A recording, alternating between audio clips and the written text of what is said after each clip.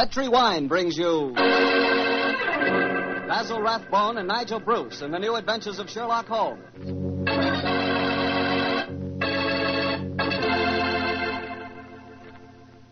The Petri family, the family that took time to bring you good wine, invites you to listen to Dr. Watson tell us another exciting adventure he shared with his old friend, that master detective, Sherlock Holmes. And if you will, I hope you'll listen to me for a second, because I want to tell you about a wine that can make waiting for dinner a pleasure. The wine is Petri California Sherry. Any evening, well, let's say tomorrow evening, right before dinner, pour yourself a glass of Petri Sherry. Just look at it. It's clear as crystal and a wonderful deep amber color. One sure sign of a good sherry. And if you need further proof of just how good Petri Sherry really is, taste it. What wine? That Petri Sherry has a flavor that you know comes right from the heart of the grape. And if you like your sherry dry rather than sweet, you'll really like Petri Pale Dry Sherry. There's no doubt about it. Petri Sherry is one of the most delicious before-dinner wines in this swell country of ours. Oh, and say, when you serve Petri Sherry, serve it proudly, because those letters, Petri, on the bottle, spell the proudest name in the history of American wine.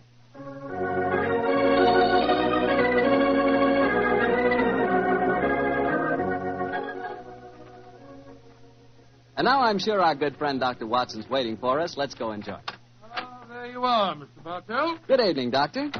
All alone tonight, huh? Yes, my boy, if you can call a man alone when he's got his pipe, his books, and a glass of good port at his elbow. Take your coat off. You're full of enjoyment. Thanks, Doctor. Help yourself to the port. There's some rather special tobacco in the jar over there. Fine. And now, Doctor, are you ready to tell us tonight's new Sherlock Holmes adventure? I am, Mr. Bartell, and I think you'll find it a most unusual story. It began on a winter's night in 1896. Holmes and I had gone to a theatre in the East End of London to see a performance of a famous old English melodrama called Sweeney Todd, the Demon Barber of Fleet Street. That's a good bloodthirsty title, Doctor. Demon Barber. He sounds as though he specialized in close shaves. Good gracious me, Mr. Bartell, that's almost unforgivable.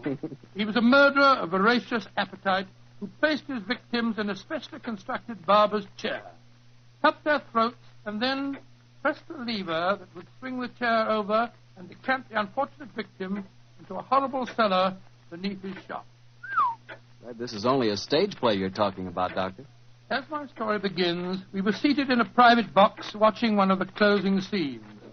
Holmes was leaning forward in his chair, following the action on the stage with an obvious delight, while I sat beside him equally engrossed. An actor by the name of Mark Humphreys was playing the part of Sweeney Todd, and no one could deny that he was playing it up. Where are you going, Tobias? To the nearest magistrate, Sweeney Todd, to denounce you as a fiendish, cruel, cold-blooded murderer. You have pronounced your doom. Into the chair with you, and over and down into the depths below. Ha! There. Say, whence comes this apparition? 'Tis the ghost of another customer of mine. The yawning grave yields up his ghastly inmates to prove me guilt. Blood! We'll have blood! See, he is there. He comes to accuse me of his murder. Oh, save me! 'Twas not I that slew you. Let me leave, or it will kill me. Let me leave! Ha! Ha! Ha!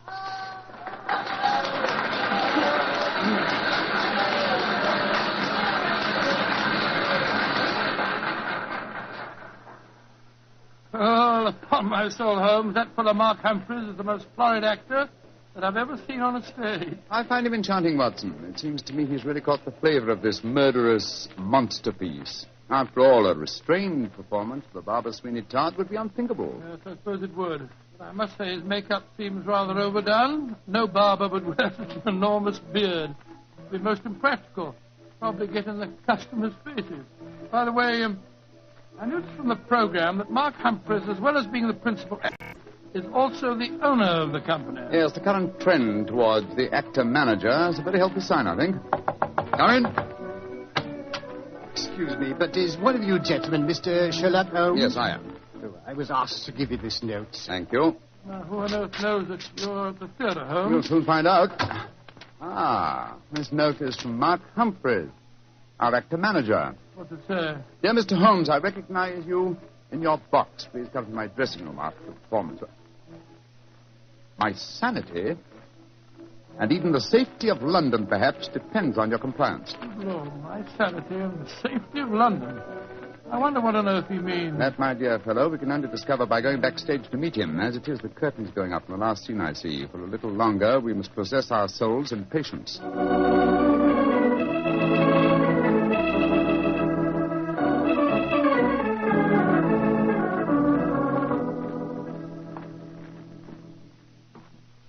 Mr. Sherlock Holmes? Yes, sir? Oh, my name is Lindsay. Derek Lindsay. I'm the business manager. Mr. Humphreys asked me to meet you at the stage door and take you to his dressing room. Thank you very much. This is my colleague, Dr. Watson. How do you do? Oh, how are you, Doctor? Will you follow me, please? Excuse me asking, Mr. Lindsay, but surely you must be related to that distinguished actor of some years back, Lytton Lindsay. He was my father, Mr. Holmes. Indeed. The resemblance is extraordinary. With such a heritage, Mr. Lindsay, you must love the theatre. It'll probably sound like heresy, but I hate it. However, it's the only thing I was trained for, and there's good money to be made in it, sometimes. And money's a thing I both like and want.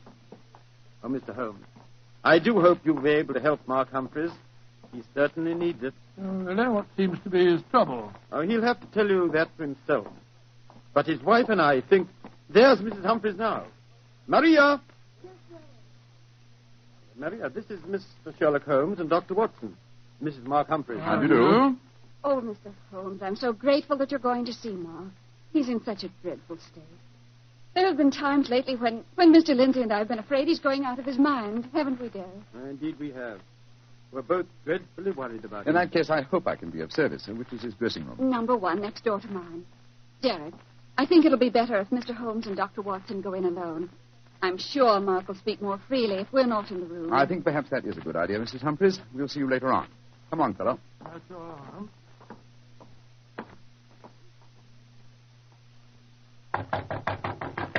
Come in, come in.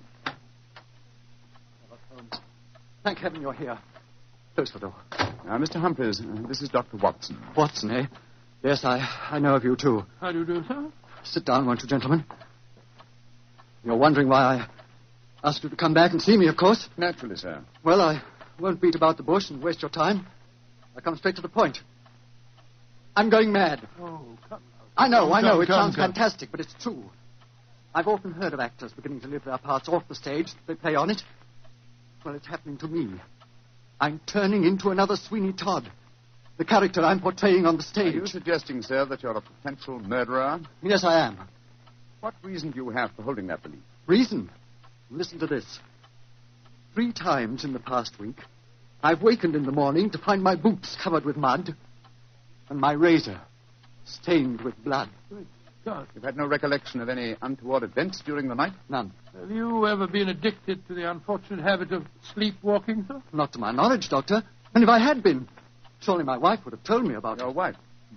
Where do you live, Mr. Humphreys? We have a flat here above the theatre. Above the theatre, eh? And Mr. Humphreys, you say that on 3 separate occasions on waking in the morning, you have found a blood-stained razor and mud-covered boots. Can you show us this proof? No, I can't. I was always so frightened that my wife would see that I cleaned them before she had the opportunity of finding them. It is, sir. They would have been very valuable clues in a case like I this. couldn't risk my wife seeing evidence like that. Doctor, she'd know the truth. That at night times, while she's asleep, some devilish, unconscious urge has overcome me. An urge that causes me to prowl the streets of London. Razor in hand, looking for a victim. Mr. Holmes, you've got to help me. I'm certain that without knowing it, I've been committing murder, and if you don't help me, I'll go on and on. Mr. Humphreys, please. I'll undertake the case. It's a very unique assignment. In effect, I'm being engaged by a possible murderer to prove him guilty.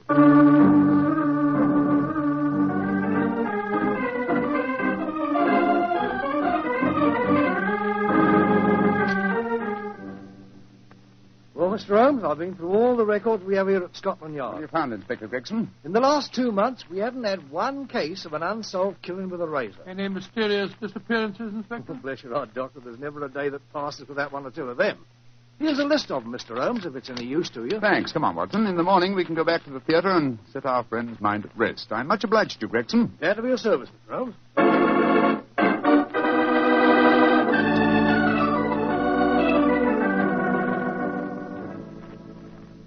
We examined the homicide records at Scotland Yard after leaving you last night, Mr. Humphreys. There have been no unsolved razor murders in London during the past fortnight. And therefore I think you may rest easy on that score, sir. But it proves nothing. Remember that in the play, Sweeney Todd's victims are never found either. Yes, thanks to his singularly horrible ingenuity in disposing of them. But this is real life, Mr. Humphreys. Then how do you account for the bloodied razors and the muddied boots? Well, now, are you sure that they aren't just in your imagination, sir? You admit that your wife's never seen them? The whole thing could be, or shall we say, an overdose of Sweeney Todd? Well, I admit that I'm suffering from a surfeit of that. And why not drop the play from your repertoire? Our manager, Derek Lindsay, won't let me. It's our best money-maker. He's always got a keen eye to business. Mr. Holmes, I can see that you still don't believe my story. So I've saved some evidence for you, evidence that I found this morning. Look at these. Now what do you say? Do you still think it's my imagination? Cutter, blood-stained razor, and boots covered with mud. Splendid. At last, some real clues to work on. How can you be so calm, Holmes? It happened again last night. Do you realize that I'm a murderer? I'm a menace to society? For heaven's sake, lock me up before I do some more damage. No, sir. Don't get so excited. Mr. Humphreys, I should like to take these objects back to Baker Street where I can perform some chemical tests. You have no objections, I hope? Objections? Good heavens, no. Excellent. You've told no one of this fresh discovery of yours. No one. Not even Derek Lindsay. Derek Lindsay, that's your manager, isn't it? Yes. The best friend I ever had. Except for his father before him. It was Derek who helped me back on my feet 2 years ago, when I put on that disastrous production of Macbeth. Don't know where I'd be today if it weren't for him. You lost a great deal of money on that production, sir. Nearly every penny I had. Indeed. By the way, where is your wife, Mr. Humphreys? She's in her dressing room next door. The matinee's day, you know. I'd like a word with her. Watson, old chap. Wait here for me, will you? I won't be a moment. Right you are, Holmes.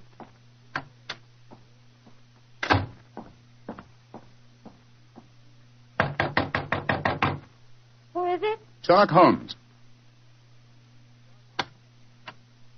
You want to talk to me, Mr. Holmes? For a moment. May I come in, Mrs. Humphreys? Well, couldn't we talk on the stage? It's empty. I should prefer to come into your dressing room, if you don't mind. What I have to say is confidential. Very well, then. Come in. Mr. Holmes, may I introduce Signor Vanelli, our musical director? How do you do, sir?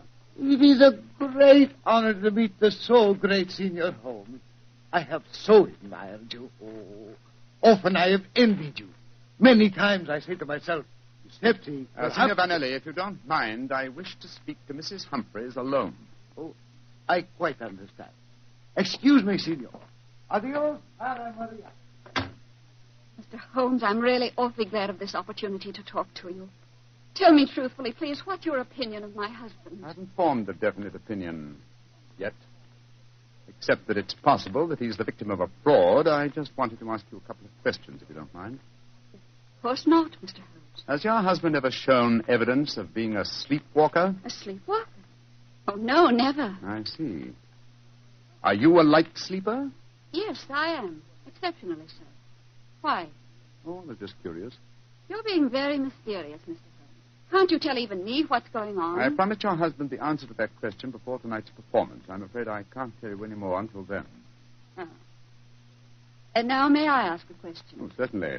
No, I won't promise to answer it. You said just now that my husband might be the victim of a fraud. What did you mean? Again, I'm afraid that you must wait for the specific answer to that question. However, there's another fraud being practiced on him that I can speak of now. What fraud? The fraud that you are indulging in, Mrs. Humphreys. What do you mean? Of course, this particular fraud is none of my business, but when I almost force my way into your dressing room and find your musical director, a quantity of rice powder on one shoulder and suggestions of rouge on his cheek, it doesn't take a great deal of intelligence to deduce that your husband is being deceived. Get out of here at once. That's exactly what I propose doing. Good day to you, madam. No doubt I shall see you later on.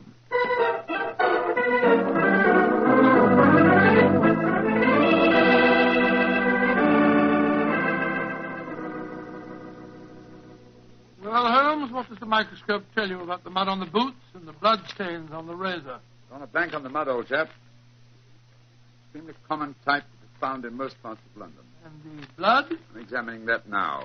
It's as strange a case as ever I remember, Holmes. Here you are trying to prove a man innocent when he insists that he's guilty. By George, Watson. Here's the answer. What? This blood is definitely not human blood. It's probably canine.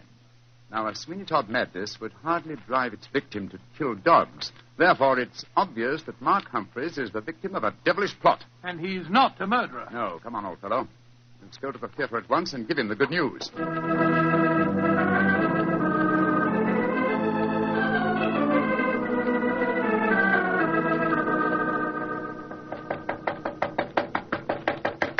Why doesn't he answer? 3/4 of an hour before the curtain time. It must be in his dressing room. I'll knock again. Come on, Watson. Let's go in. Holmes, look. Look, he's slumped over his dressing table. I hope we're not too late. Here, give me a hand with him. You are too late. His throat's been cut. Poor devil. I promised him a solution to his troubles before the night was over. Little did I think that the solution would be death.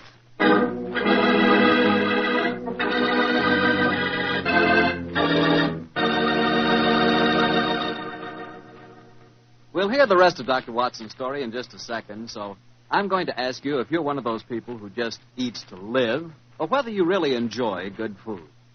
If you love good eating, you've just got to know about Petri wine. Petri wine makes good food taste wonderful. For instance, if you're having steak or a roast or any meat or meat dish, you'll love it served with Petri California Burgundy. Petri Burgundy is the last word in delicious red wine. Now, with chicken or fish, you can't beat the delicate Petri California Sauterne, a really extraordinary white wine. Just to make sure you don't miss either Petri wine, don't buy one, buy two. Buy both Petri Burgundy and Petri Sauterne. They're both swell because they're both Petri. Well, Dr. Watson, what happened next? Well, I think I'll pick up the story exactly where I left off. Holmes and I were standing in Mark Humphrey's dressing room, looking with horror at the slashed throat of the actor manager. There was a bitter, self-accusing note in Holmes's voice. I promised him a solution to his troubles before tonight was over. Little did I think that solution would be death. This worry over his supposed madness caused him to commit suicide. Suicide? Rubbish, old fellow. It's murder. Look at the razor clutched in his hand. Undoubtedly placed there by the murderer before rigor mortis had a chance to set in. In any case, scrutinize the wound. Does that look as if it had been done by the hand of a suicide? I don't see why not. Look closer, old chap. The depth of the wound is even, whereas a suicide cut always wavers towards the end. No, this is murder, Watson, and I think I know who did it. But I have little evidence. I must lay a trap. What kind of a trap, Holmes? I have time to tell you now, fellow. Every moment counts. Off with you to Scotland Yard and get Inspector Gregson. Bring him back here as fast as you can. Right you are. And Watson. Yes? Tell absolutely no one except Gregson of Mark Humphrey's death. Say that he's still alive and well and that his problems are solved. It's the performance of the play. Don't you worry about that, old chap. Off with you to Scotland Yard.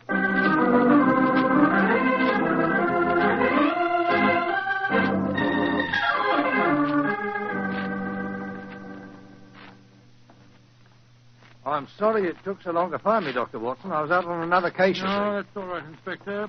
The performance, if there is one, must be nearly over by now. Here's the stage door, sir. Yes, here we are.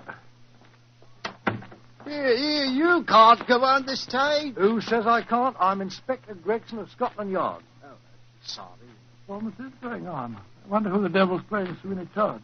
Come along. Let's stand here in the wind. Quietly. It was only the wind whistling through this cellar. But this isn't possible. There's Mark Humphreys on the stage. I saw him with his throat cut. I don't believe in ghosts, Doctor. Great heavens, it's Holmes. Something like that. Who's this? It's you, Mrs. Lovett. Somebody seems to have cut your throats. What a pity. No more veal fines. Tell Sweeney Todd who cut your throats, dearie, and he'll cut their throats, too. He'll revenge you while you burn down there in hell, dearie. He'll revenge you.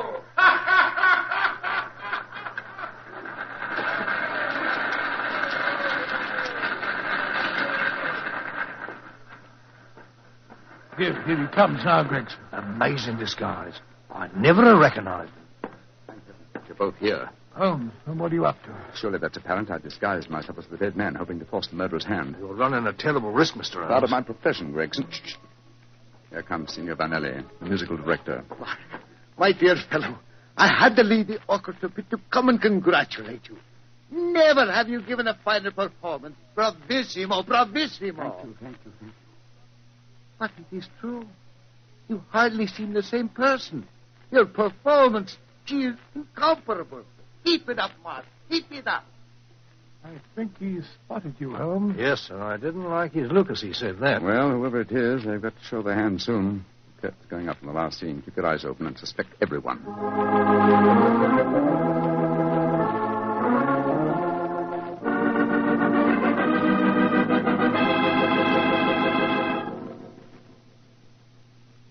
Look, my lord, Judge. He's by your side. Do not disagree. Your ermine robe is stained with blood. Sweeney Todd, what dark deed presses on your conscience? Was a dark, foul deed, but heed not what you hear, Lord Judge, nor what you see. Still the figure sits there. I fear it come to this. It is useless to deny my guilt. The very dead rise from their settlements to prove Sweeney Todd a murderer.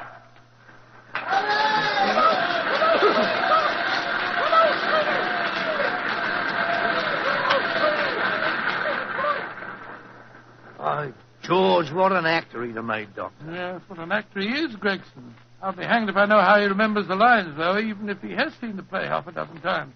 Here he comes now. Bravo, Holmes. You did splendidly. But it didn't work, Watson. It didn't work, confound it. Murderer still hasn't tipped his hand. Have I underestimated him? Looks as if you have, sir. And if you don't mind my saying so, I think you'd have been a lot wiser to let me handle the case as soon as you found his body, instead of going in for all this dressing up stuff. Oh, but of course. Now I see it. Only one person could have killed Mark Humphreys. Who, Holmes? Do as I say, and I'll show you. I'm going to Humphreys' dressing room now, alone. Give me a few moments' start, and then follow me. Out of sight, but within earshot. Dr. Watson, why does Mr. Holmes always have to be so blooming mysterious? Why can't he just say who the murderer is and take us to him? Well, I've been with Mr. Holmes on a great many cases, Gregson, and yet I can't answer that question.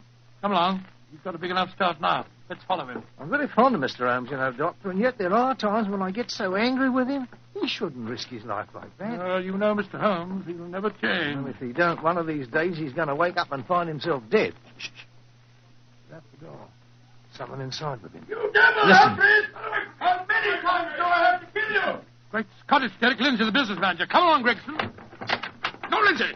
You succeeded in killing Humphreys, but you won't kill me. Grab his arm. Look out for that razor. Here, you. Let go of me! No, you don't. Very neat, Gregson. Are you all right, Holmes? Perfectly, thanks, old chap, though I'm a little tired. Gregson, my dear fellow, will you take over from here? I think I've had enough melodrama for one day.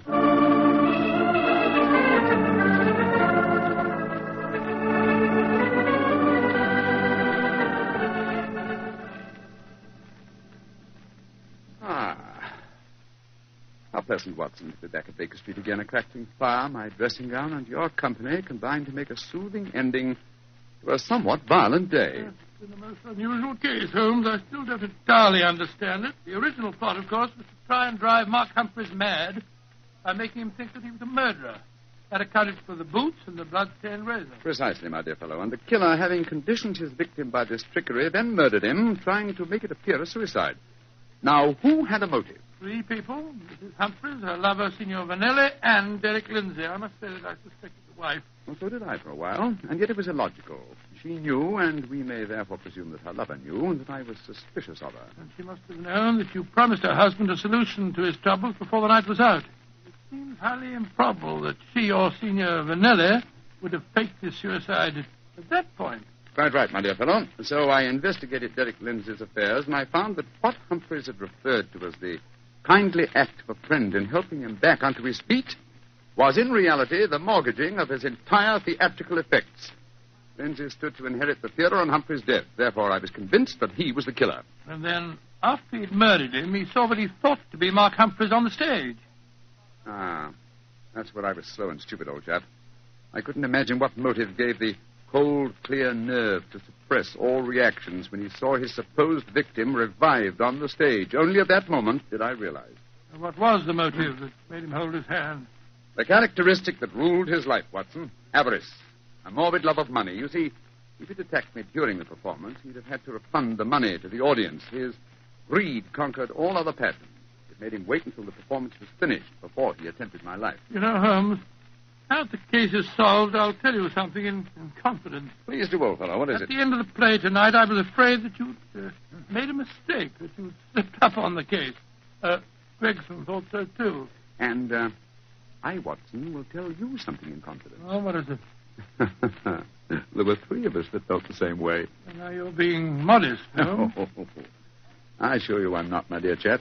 In fact, in the future, if it should strike you that I'm, well, getting a little overconfident of my powers, or perhaps giving less pains to a case than it deserves, kindly whisper Sweeney Todd in my ear, will you? I shall be infinitely obliged to you.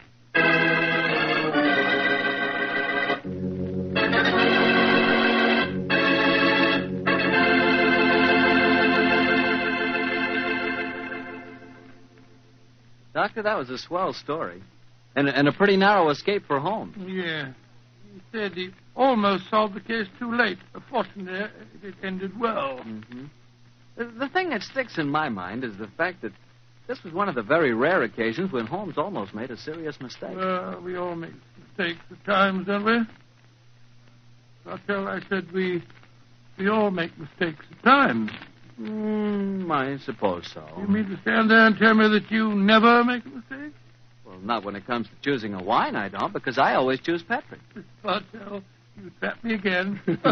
Could be. But honestly, Doctor, when you choose a Petri wine, you know it's a good wine. Because good wine is the only kind of wine the Petri family makes.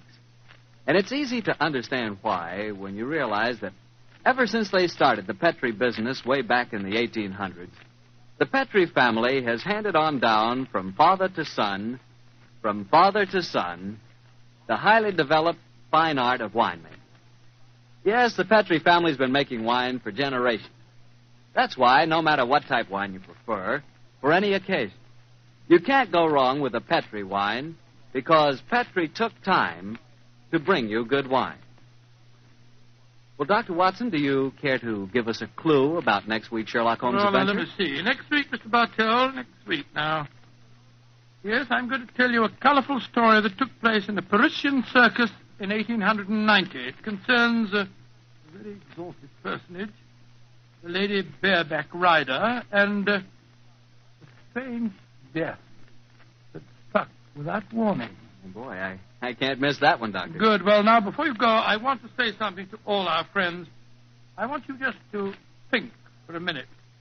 Think of how terrible it is to see helpless little children stricken by infantile paralysis. And then realize that infantile paralysis can be beaten. It can be beaten in very many cases. And your money, your dimes, can do it. Join the March of Dimes. Send your dimes to your local March of Dimes headquarters. Let's help little children walk. Let's help them live.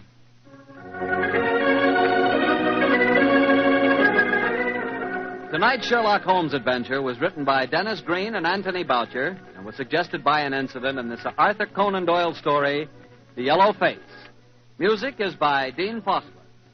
Mr. Rathbone appears through the courtesy of Metro-Goldwyn-Mayer, and Mr. Bruce through the courtesy of Universal Pictures, where they are now starring in the Sherlock Holmes series.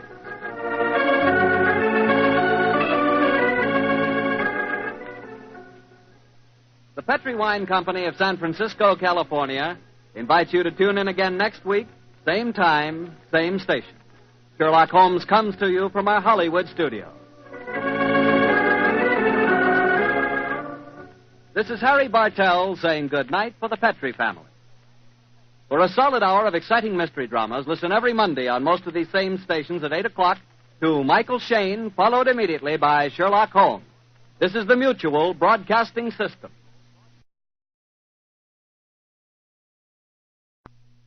Petri Wine brings you Basil Rathbone and Nigel Bruce in the new Adventures of Sherlock Holmes.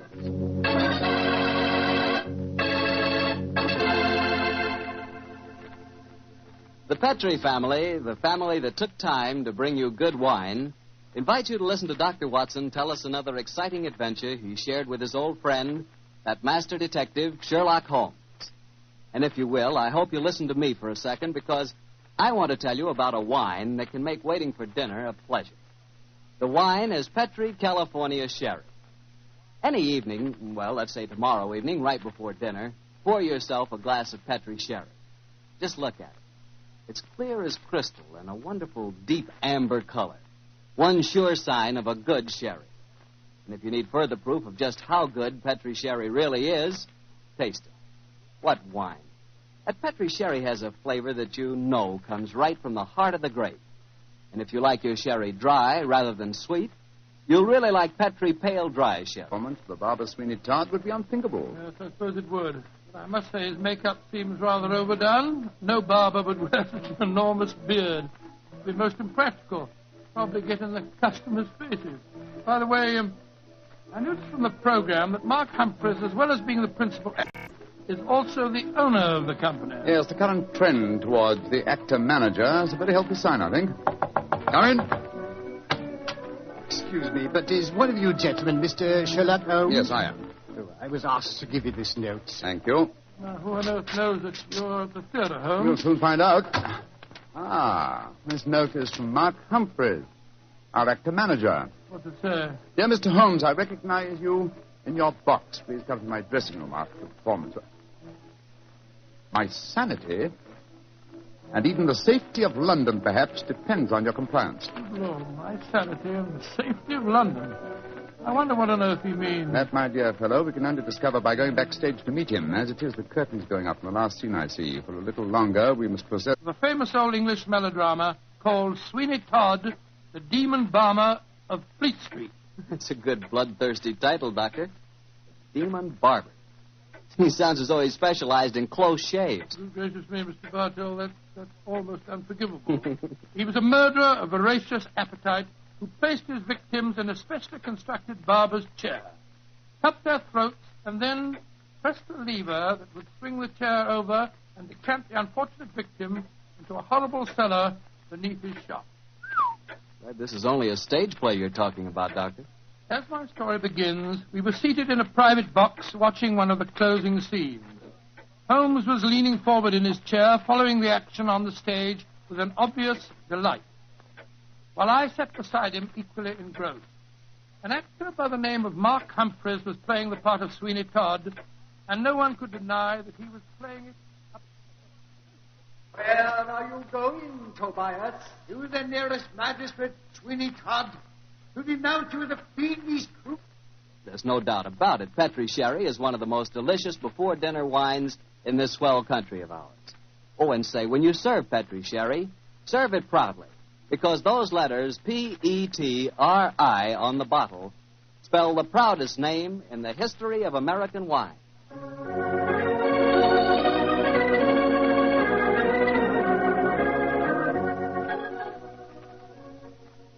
And now I'm sure our good friend Dr. Watson's waiting for us. Let's go enjoy.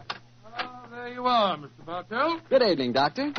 All alone tonight, huh? Yes, my boy, if you can call a man alone when he's got his pipe, his books, and a glass of good port at his elbow. Take your coat off. You're full of enjoyment. Thanks, Doctor. Help yourself to the port. There's some rather special tobacco in the jar over there. Fine. And now, Doctor, are you ready to tell us tonight's new Sherlock Holmes adventure? I am, Mr. Bartell, and I think you'll find it a most unusual story. It began on a winter's night in 1896. Holmes and I had gone to a theater in the East End of London to see a performance. Cold-blooded murder. You have pronounced your doom. Into the chair with you, and over and down into the depths below. There. Say, whence comes this apparition? 'Tis the ghost of another customer of mine. The yawning grave yields up his ghastly inmates to prove me guilt. Blood will have blood. See, he is there. He comes to accuse me of his murder. Oh, save me. 'Twas not I that slew you. Let me leave, or it will kill me. Let me leave. Ha, ha, ha, ha.